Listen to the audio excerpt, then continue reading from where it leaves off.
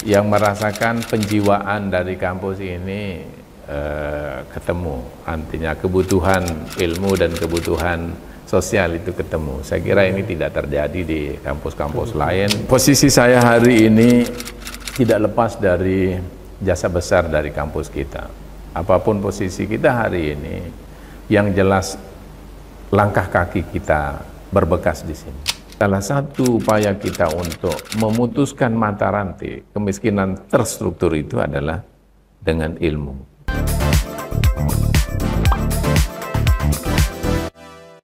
Halo Sobat Unizar, bertemu lagi dengan saya Adi Prayuda di acara Unizar Podcast. Pada hari ini Senin 14 April 2025, di samping saya telah hadir alumni Fakultas Ekonomi Unizar yang saat ini menjabat sebagai Asisten 2 Setda Lombok Tengah dan juga sekaligus Ketua Ikatan Keluarga Alumni Unizar, Bapak Haji Lendet Jayadi SEMM. Terima kasih Mi sudah hadir meluangkan waktu mengunjungi kampus tercinta. Alhamdulillah, makasih Mas Yuda, makasih semuanya sudah dihadirkan pada kesempatan yang insya Allah penuh barokah ini. Sehat? Alhamdulillah. Jadi izin kami ingin berbagi inspirasi semangat kepada sivitas utamanya mahasiswa. Mungkin Mami bisa ceritakan apa yang paling berkesan selama perkuliahan sehingga itu membentuk karakter kepemimpinan saat ini di peran yang saat ini dijalani. Makasih. Bismillahirrahmanirrahim. Assalamualaikum warahmatullahi wabarakatuh. Selamat sore Sobat Unizar, semeton semuanya, para dosenku yang tercinta dimanapun berada, para guruku yang tak pernah terlupakan. Kampus kebanggaan kita, Universitas Islam Al-Azhar Mataram. Terima kasih sore ini dihadirkan kembali di acara podcast untuk bersilaturahim jarak jauh dengan teman-teman, sekaligus menyapa emosional kita bahwa dulu dan kini tak pernah jauh dari Unizar. Sebelum kami lebih lanjut menyampaikan apa yang dihajatkan dengan acara ini, izinkan saya atas nama pribadi dan atas nama keluarga serta atas nama alumni Unizar menyampaikan permohonan maaf lahir dan batin dalam suasana bulan Syawal ini.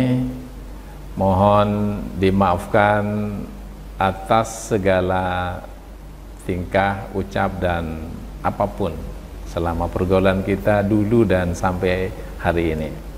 Semoga dengan itu kita dapat menapaki hari esok dan selanjutnya menjadi lebih baik dan lebih saling menyayangi. Amin.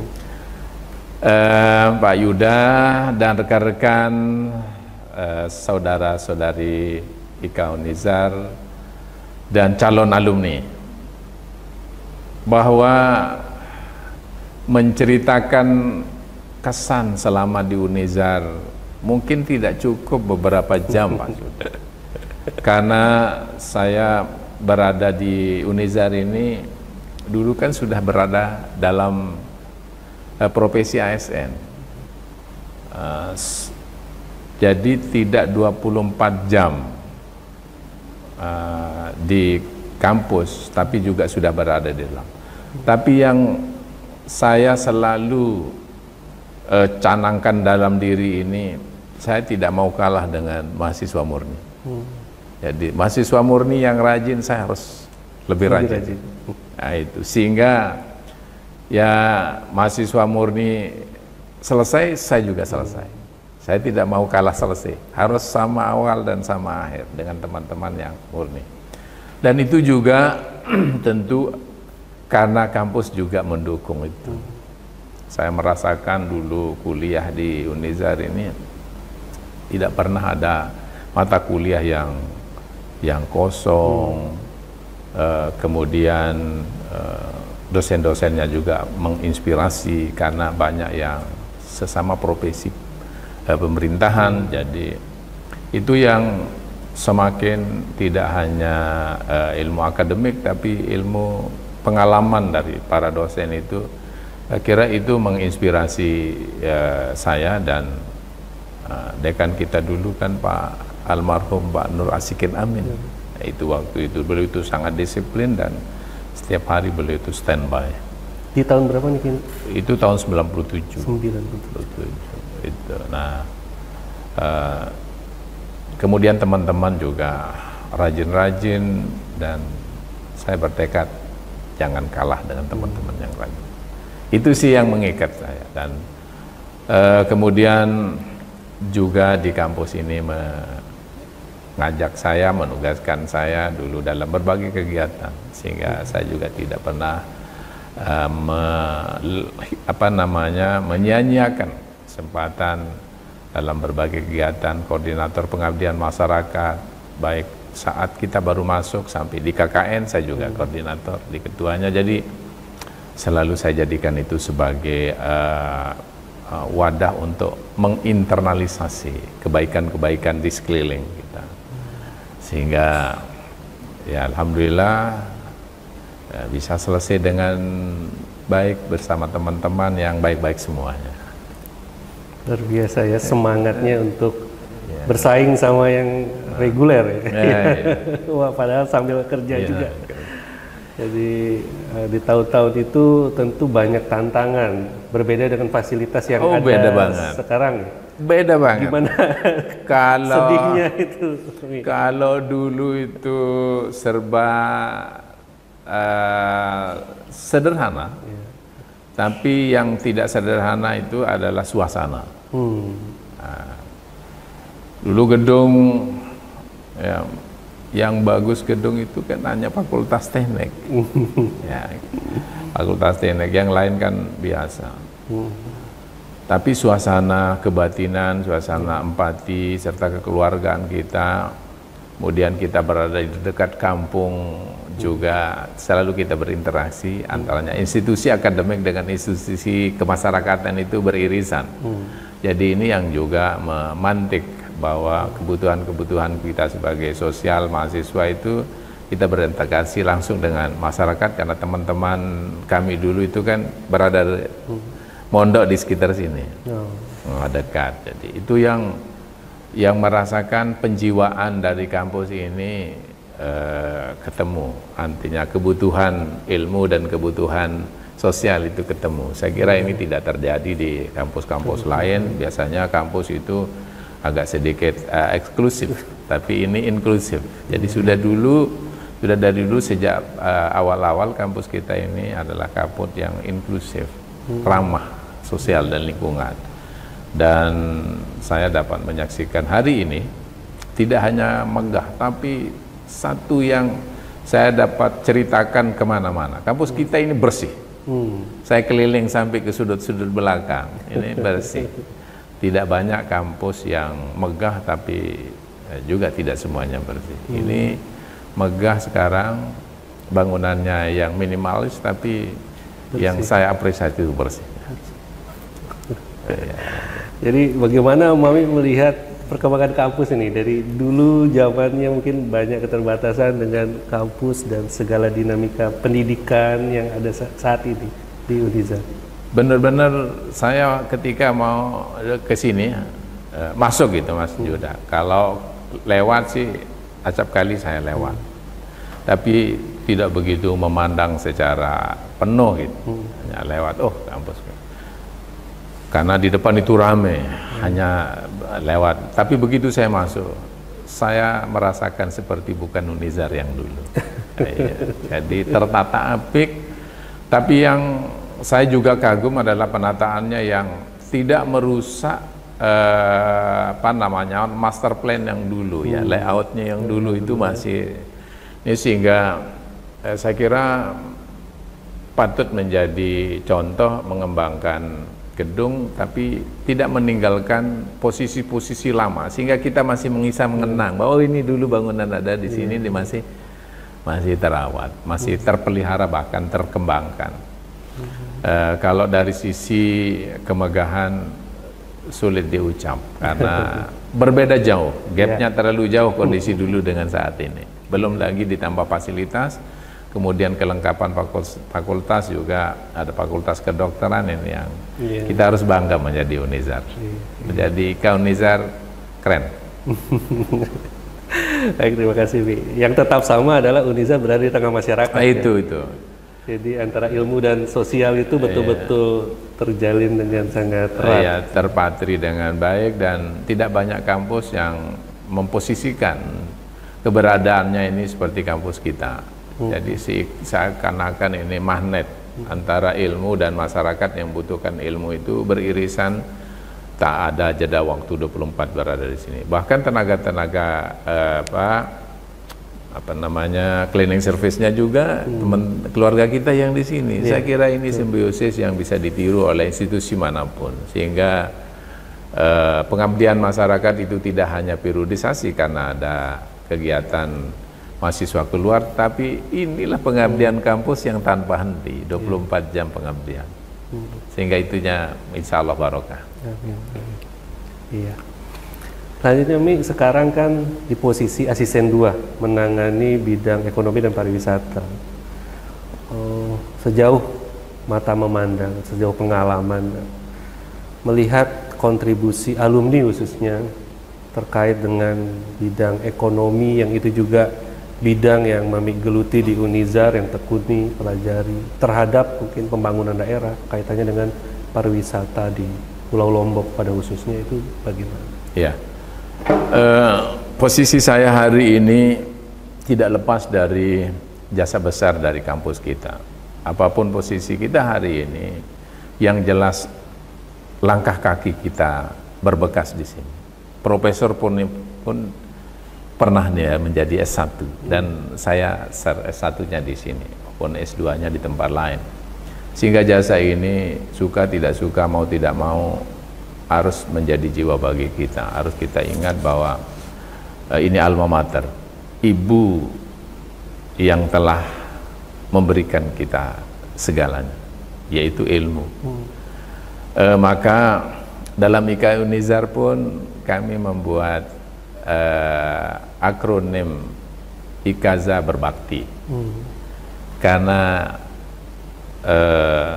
keluarga alumni Unizar satu diksi yang kewajiban moral kita, bahkan kewajiban ain kita kepada ilmu itu aja, berbakti kepada ibu. Nah, sebagai alumni akademik, ya, ibu yang telah memberikan kita ilmu ya alma mater. Jadi berbakti walaupun pada posisi ini kami menyingkatnya bersama bantu alma mater dan keluarga tidak mampu. Jadi berbakti. Jadi kenapa ini menjadi kata atau akronim yang kami ambil dalam ikhtiar untuk di alumni ini,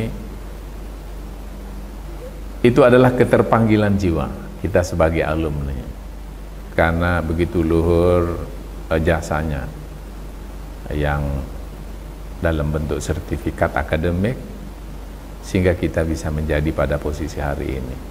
Itu satu. Yang kemudian yang kedua, bahwa pengalaman akademik yang kita dapat rasakan selama perkuliahan sampai mendapat sertifikat ilmu, dan saya dulu ekonomi, dan dalam perjalanan tugas saya itu ada dua, Mas Reza, yaitu ekonomi dan di pendidikan. Saya dulu mulai di pendidikan.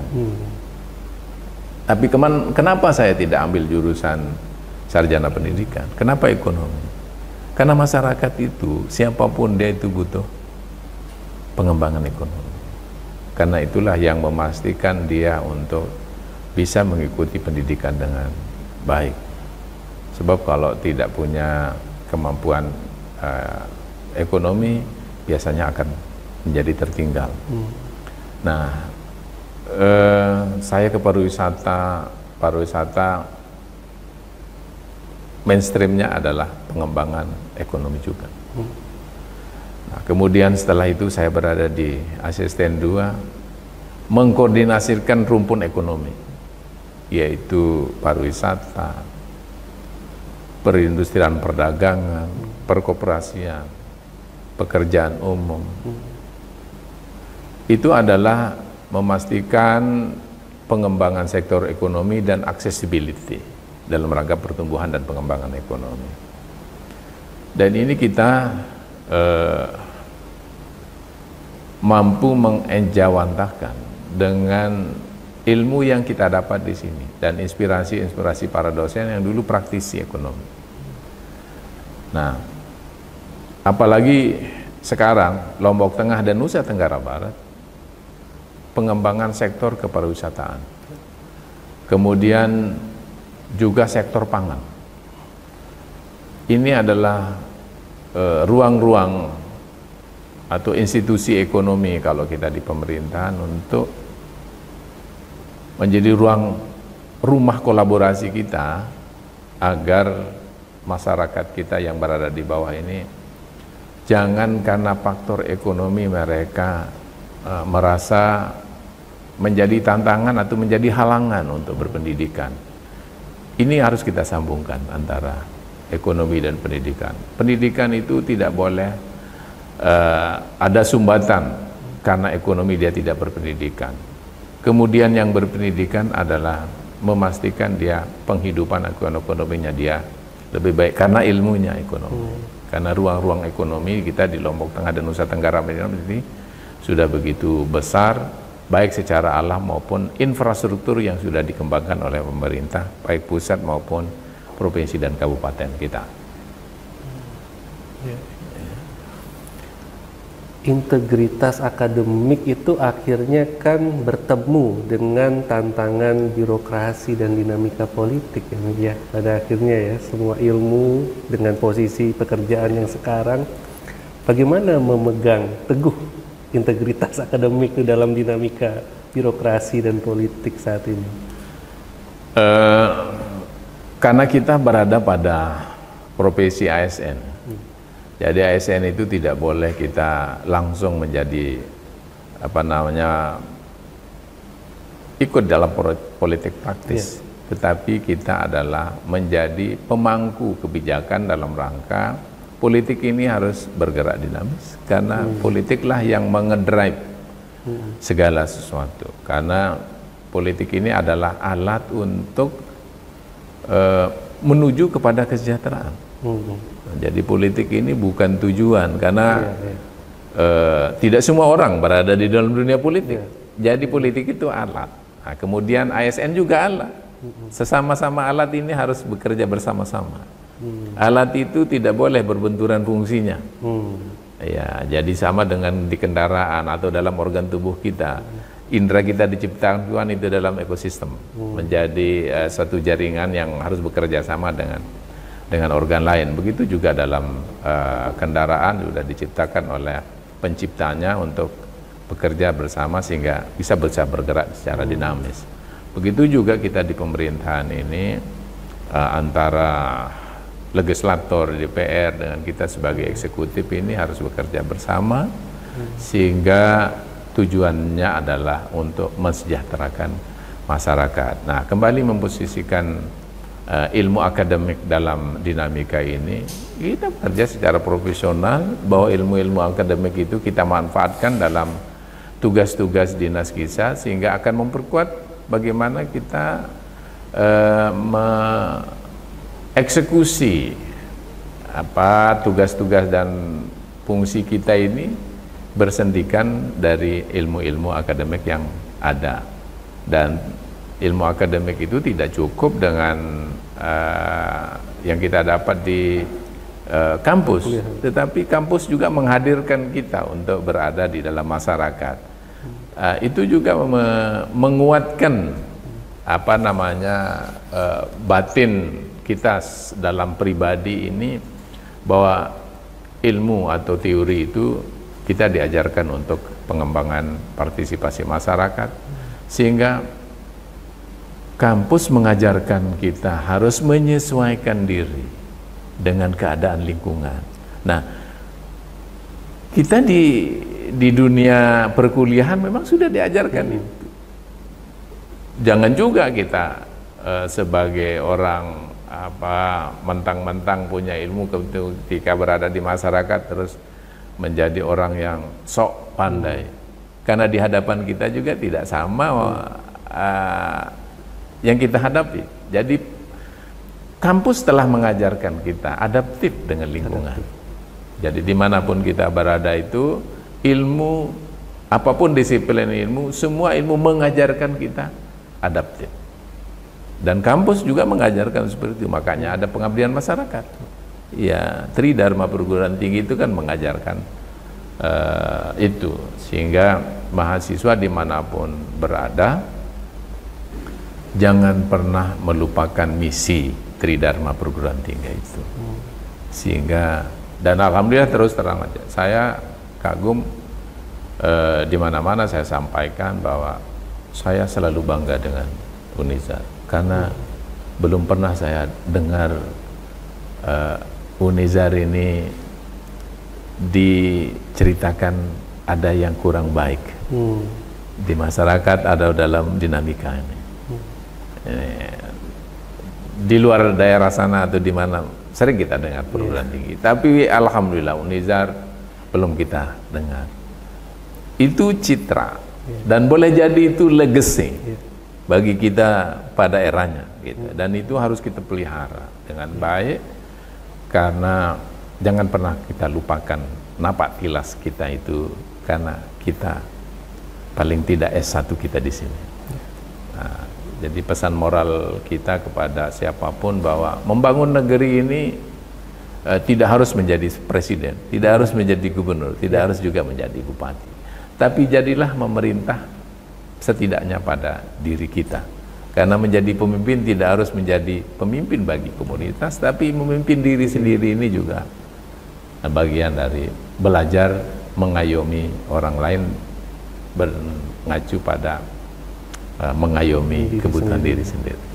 Luar biasa nih, nasihat yang penting sekali bahwa sebelum kita memimpin orang lain, kita sudah perlu punya kapasitas untuk mengayomi diri sendiri dulu, karena itu yang menjadi pondasi. Selanjutnya Mi, melihat tantangan di era sekarang, ekonomi, pariwisata, bagaimana Mami melihat peran atau kontribusi dari akademisi dalam menjadi solusi kaitannya dengan tantangan ekonomi dan pariwisata, baik itu mungkin di Lombok Tengah ataupun di Pulau Lombok secara umum. Ya, kasih Mas Huda, bahwa pariwisata ini adalah keniscayaan. Karena pariwisata, kalau dalam bahasa masyarakat itu sebenarnya silaturahim.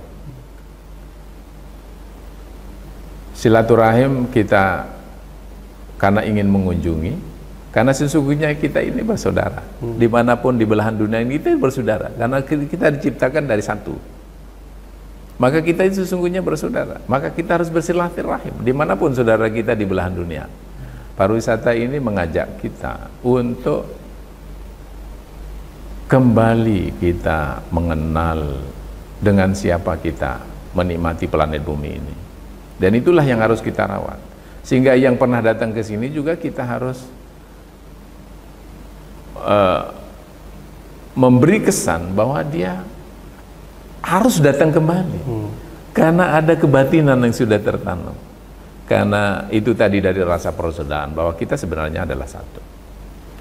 Sehingga pariwisata ini adalah misi untuk mempersatukan saudara kita dimanapun berada, termasuk mempersatukan NKRI, termasuk mempersatukan wilayah NTB yang terdiri dari pulau-pulau, termasuk juga mempersatukan saudara kita, keluarga kita yang dulu ada di sini, sekarang ada di pulau seberang.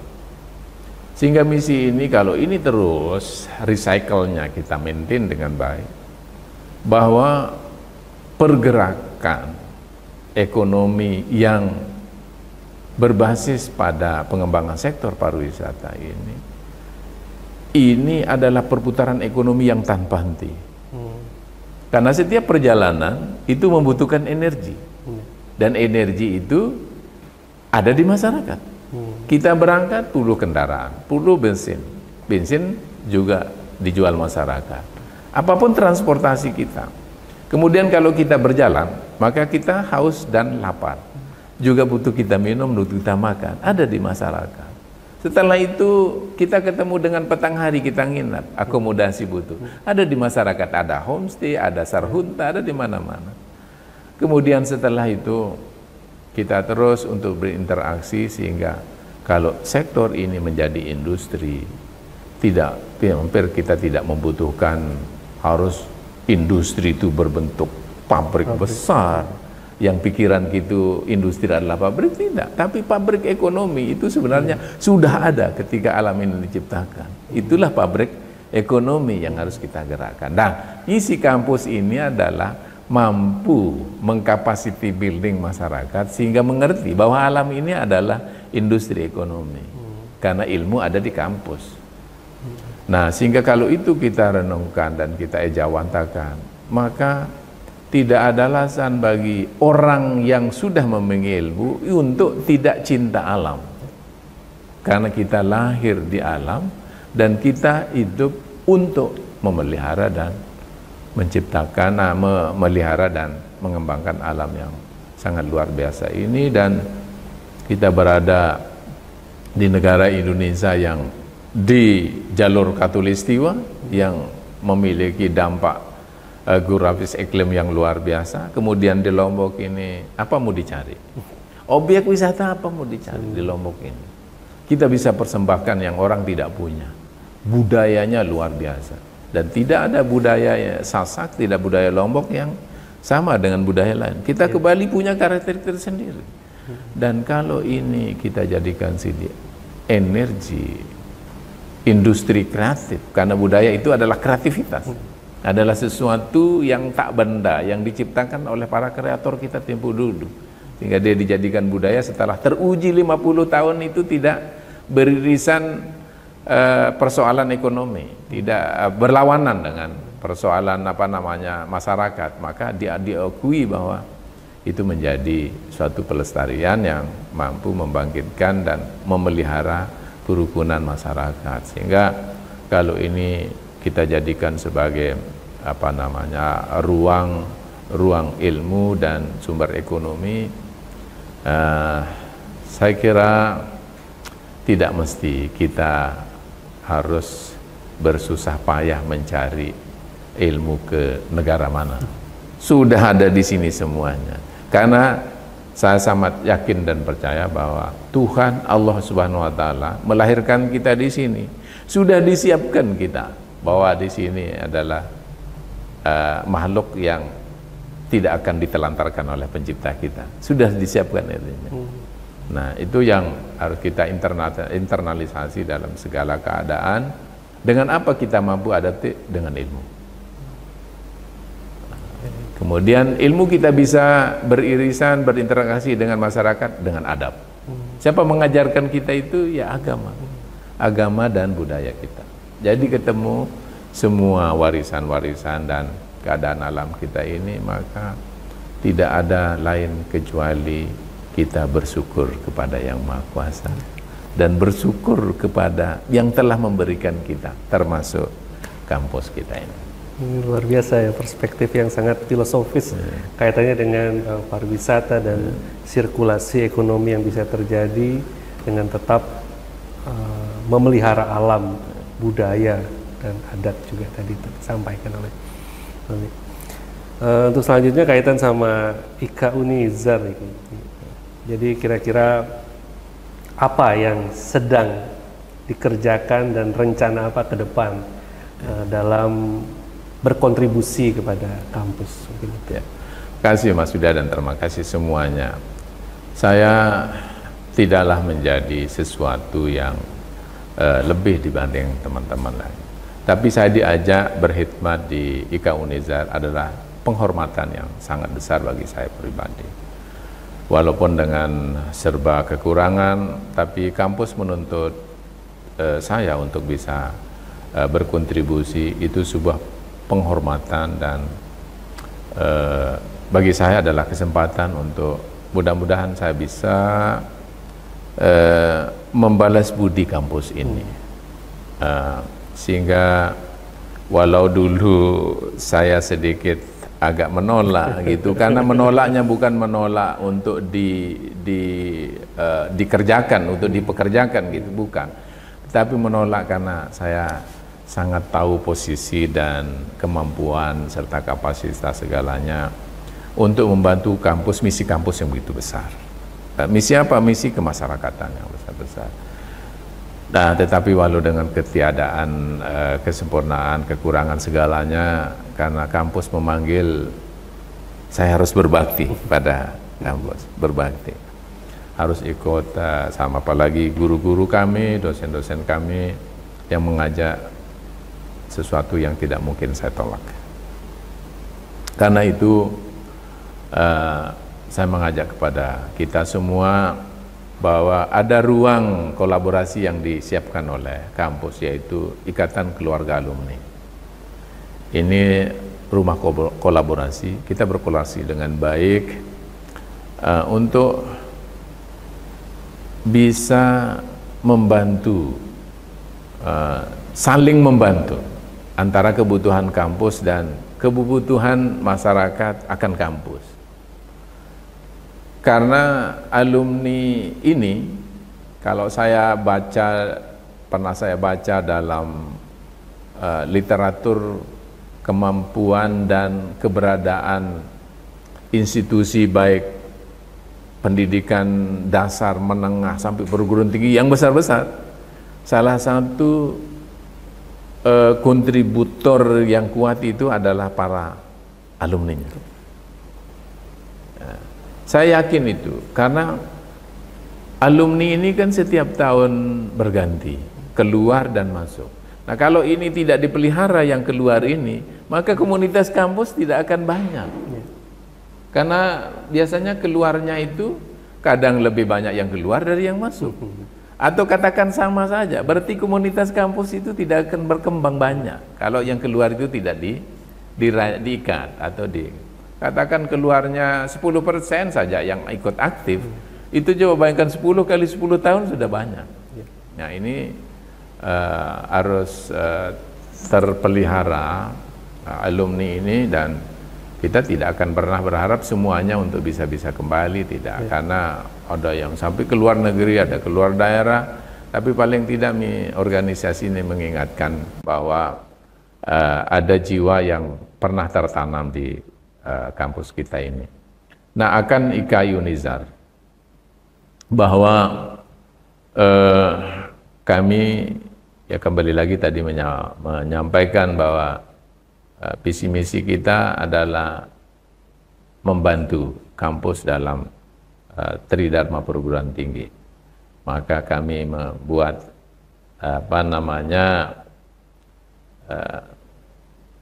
Ikaza Berbakti, Ikatan Keluarga Alumni Unizar, untuk bersama bantu alma mater dan keluarga tidak mampu.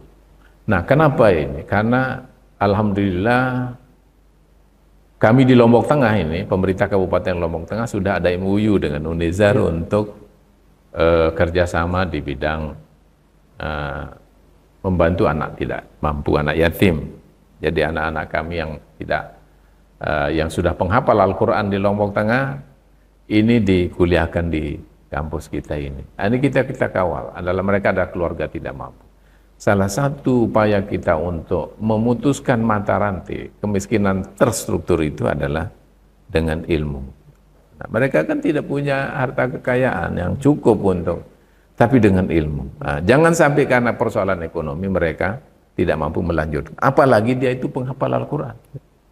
Dan Unizar lah, mohon maaf, yang telah menurunkan MOU itu dalam PKS. Semua fakultas sudah. Ini satu-satunya di perguruan tinggi di NTB ini. Nah, sehingga tidak ada alasan bagi kami pemerintah Kabupaten Lombok Tengah untuk tidak bekerja sama dengan baik, membantu apa yang menjadi kebutuhan kampus, sepanjang itu menjadi akses yang bisa kita saling bantu. Makanya itu juga yang bersama bantu alma mater dan yang tidak mampu. Kemudian tidak semua juga anak yang ada di kampus kita ini, bukan semuanya anak Lombok Tengah, tapi yang jelas mereka di dalam ini juga tidak semuanya mampu. Nah, itu juga harus kita kawal, jangan karena ketidakmampuannya lalu dia drop out. Nah, karena alhamdulillah sepanjang perjalanan pengetahuan saya, kampus ini tidak pernah memberatkan mahasiswa. Selalu ada solusi. Itu juga adalah suatu cara baik, kebijakan kearifan dari kampus kita yang tidak pernah memberatkan alumni, tidak pernah memberatkan mahasiswa-mahasiswa. Selalu ada solusi. Selalu ada tawaran, yang baik yang tidak mampu maupun yang kurang mampu, baik selalu ada solusi. Sehingga mungkin tidak ada yang drop out karena tidak mampu bayar. Nah, itu sepanjang pengetahuan saya. Nah, maka Ikatan Alumni ini ada akses yang alma mater kita butuh, di mana institusi kita berada, baik dari pemerintahan maupun non-pemerintahan. Bagi teman-teman yang bergerak di dunia usaha, dunia industri, saya kira di situ juga kembangkanlah, siarkanlah bahwa jasa kampus kita ini kepada siapapun di sekeliling kita. Sehingga misi kampus ini untuk mencerdaskan kehidupan berbangsa dan bernegara itu tidak harus kita menjadi rektor, tidak harus kita menjadi dosen, tapi kita bisa menjadi guru dan dosen dimanapun kita berada, menyiarkan ilmu yang sudah kita dapati dulu di sini. Maka IKA Unizar ini adalah rajutan dari kita sudah terlepas dari ikatan akademik di dalam, tetapi misi akademik itu tidak pernah terlepaskan. Maka dari itu kami mengajak rekan-rekan semua dimanapun berada saat ini maupun adik-adik yang sedang berada di dalam ini, mari kita jadikan ini sebagai rumah keluarga besar kita. Adik-adik yang di dalam, dimanapun Anda berada, komunikasikanlah dengan teman alumni, kakak-kakak alumni yang di berada. Jangan sampai Anda diam sendiri jika mengalami persoalan apa saja, komunikasikan. Insya Allah dengan komunikasi kita bisa selesaikan. Kemudian juga bagi teman-teman yang berada dalam institusi, memimpin organisasi apapun, mari kita siarkan keberadaan kita sebagai alumni dan sebagai akademisi. Akademisi saya sampaikan karena kita punya warisan ilmu yang diajarkan oleh alma mater kita ini untuk kita dapat ejawantakan dalam perspektif kita dimanapun mereka berada. Sehingga misi kampus itu yang telah menitipkan ilmu itu tidak terputus sampai di kita, tidak sampai di kita, tetapi terus disalurkan, terus mengalir sepanjang kehidupan kita, sehingga mudah-mudahan itu menjadi simbiosis keberkahan dari kampus dan dari kita. Dan marilah ada waktu kita sudah punya WA group dan aplikasi akun alumni yang mari berbagi pengalaman, berbagi ide, gagasan, karena kami juga yakin sudah ini kita kan berada di luar yang sama-sama sibuk. Secara fisik mungkin kita sulit terbatas, tapi sekarang dengan media online ini itu menjadi mempermudah akses komunikasi kita. Mari bersama menengok kampus kita dan menengok saudara kita ini, tidak harus face to face, tapi juga dengan media komunikasi untuk ide, gagasan dan kontribusi kita bisa sampaikan dan berikan lewat ini. Dan kami ada ide melalui membuat kartu elektronik ini untuk kedepannya IKA ini bisa mandiri. kita himpun tenaga kekuatan kita sedikit demi sedikit sehingga siapapun ke depan berada dalam IKA ini dia bisa mandiri. Tidak harus ketua ikatan alumni itu harus orang yang punya segalanya, tapi siapapun, para kreator-kreator yang ini kita harus mandirikan. Inilah sebenarnya yang kita hajatkan melalui kegiatan-kegiatan kita yang kecil tapi bermanfaat untuk seterusnya. Terima kasih Mi atas semua paparan, inspirasi, semangat, dan juga kenangan-kenangan yang mudah-mudahan bisa membakar motivasi para mahasiswa yang sekarang mungkin jauh lebih mudah dengan segala fasilitas yang ada. Dulu saja berjuang dengan iya, dulu tidak ada media seperti sekarang. Iya. Tidak ada alasan bagi kita untuk tidak mencintai dan kuliah di Unizar, karena apa yang ada di daerah lain semuanya ada di sini. Nah, mudah-mudahan video ini bisa menggugah para alumni untuk kemudian bergabung dan berkontribusi serta menengok rumah sendiri ya. Iya, kita saling bersinergi, saling memberikan manfaat bagi satu sama lain, mungkin gitu. Nanti akan dituliskan mungkin nomor WA Ikaza ya di video ini sebagai caption gitu. Terakhir Mi, harapan bagi Civitas Akademika Unizar, mungkin kalau bahasa anak mudanya ini kata-kata hari ini gitu. Kata-kata hari ini. Silakan. Unizar selalu bangkit dan jaya selamanya. Oke. Terima kasih Mi atas kesempatan, waktu, perhatian dan semuanya nih bagi kampus tercinta ini. Sama-sama Mas Yuda, sama. Sukses selalu dalam mengemban amanah. Amin. Jadi asisten 2 saat ini mungkin kedepannya ada fase-fase lagi yang lebih tinggi lagi, kami doakan yang terbaik. Mohon doanya semuanya. Terima kasih banyak nih. Sukses selalu. Amin. Terima kasih Sobat Unizar. Demikian percakapan dengan Ketua IKA Unizar. Sampai berjumpa lagi di Unizar Podcast selanjutnya. Bye.